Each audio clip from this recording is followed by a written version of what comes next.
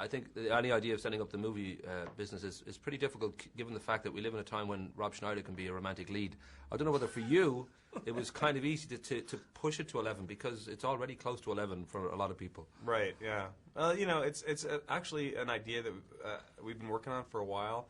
So when you have something you've been working on for a long time and the times change, it's kind of hard to gauge how people are going to react to it.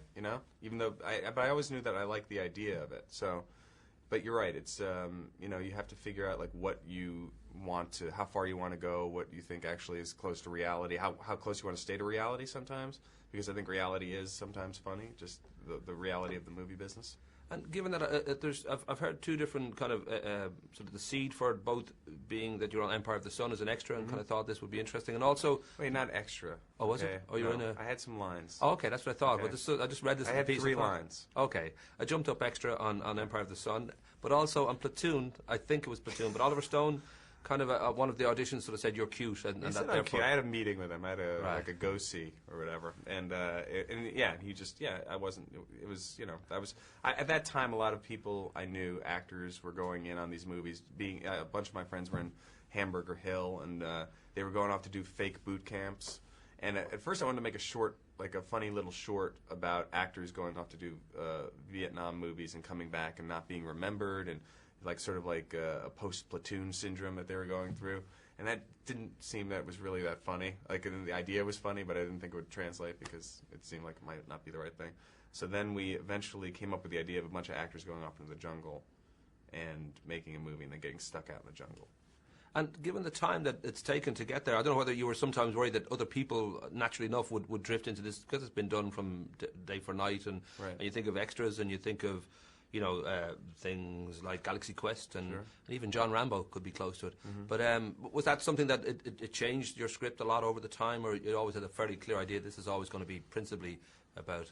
No, I mean, I was always, obviously, you're as time goes by, you're aware that other movies get made, but to me it was always, the idea of it was worth going for, and I like the characters, and, I just wanted to keep on working at making the movie.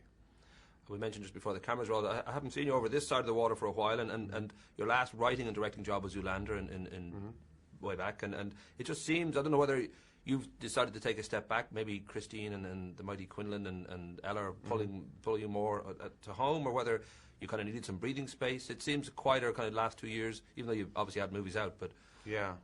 Compared to like 6 movies, I think in 2004, it was that's you really want me to keep that pace up? That's ridiculous.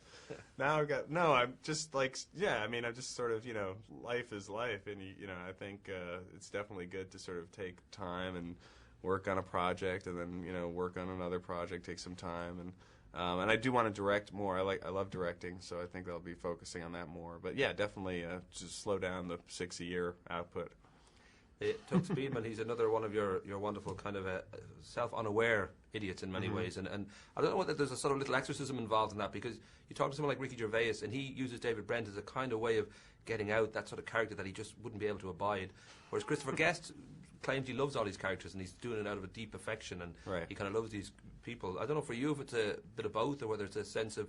I don't know, it's probably a combination. I mean, I think that type of guy is, to me, I think, the Tug Speedman guy is a guy who he's a little less innocent than, Derek Zoolander. But he's, there are guys like that in the business, I think, who are, kind of get caught in this bubble where they're well-meaning guys, but they just don't have a connection with reality as much as they want to have a connection with reality, and because it just it's a combination of them having sort of a big ego, but also then they're like part of this machine, which is there really is a machine out there where people can shield you from the real give and take, and actors sometimes play into that. Well, I was going to say, you were pretty much guaranteed to go this route, given your parents, Jerry Stiller and Ann Mara, that in a way you were always going to be surrounded by it and possibly seduced by it. And did you ever struggle with that? Did you ever think it would have been great to have a 9-to-5 life and none of this attention? And Well, I don't know about the attention. I mean, I never wanted to I knew I always wanted to make movies. I loved movies since I was 10, 11 years old. That was really what I wanted to do. And sure, there was a time, when I wish that I'd gone off to college, and I really wanted to study archaeology and history, and I just was too impatient as when I was younger, because I really wanted to also get out there and start making movies. And what you realize is that everything kind of goes on its own schedule anyway. And so if I had to do again, I would probably take that time and do that. But I don't think I ever wanted a 9-to-5 job, and I love doing what I do. I love having the opportunity to work with the people I get to work with, and like on this movie, it was so exciting for me to work with the actors as a director. I just felt like this cast was such a great cast. So I've always enjoyed doing what I do.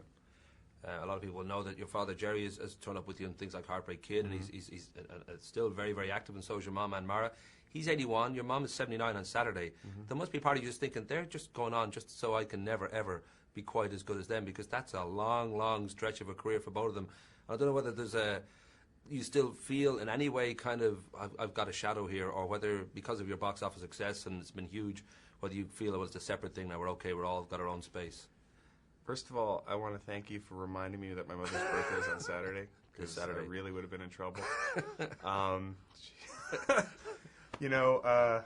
I'm sorry, that's all I was thinking. What was the question? No. You know what? For a long time, when I was starting out, that was a very real thing to have to deal with, because I go in on auditions, and in the world that I was, trying to get work in, everybody was aware of my parents, and you couldn't really fail anonymously. People were aware of who you were, and I wasn't. I needed seasoning. I needed to get better. I needed to work at it, and I had to sort of deal with that. And I've always been also dealing with the fact that my parents are very beloved people by anybody who's ever met them or worked with them. And so that's something that for a long time, for me, it was like, wow, I didn't know how to deal with it. It's like, wow, it was like sort of like this huge sort of thing to have to, almost like legendary thing in show business, not that, just in terms of their reputation. And then I came to realize that that's something to live up to and to try to, to really aspire to. And I feel very lucky to have that,